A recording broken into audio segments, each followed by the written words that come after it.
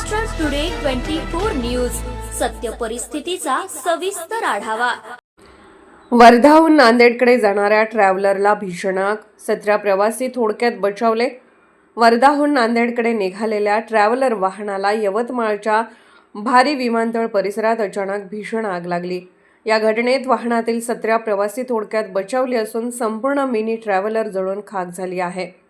मिळालेल्या माहितीनुसार प्रवाशांमध्ये 2 लहान मुले, 3 महिला आणि 12 पुरुषांचा समावेश आहे। हे सर्वजण वेलनेस शिबिरासाठी नांदेड येथे जात होते। आग लागताच परिसरात एकच खळबळ उडाली।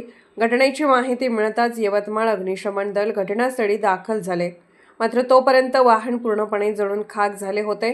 सदर आगीचे नेमके कारण अद्याप अस्पष्ट असून पुढील तपास सुरू आहे। महाराष्ट्र टुडे मराठीसाठी ब्युरो रिपोर्ट सचिन चिटे, यवतमाळ।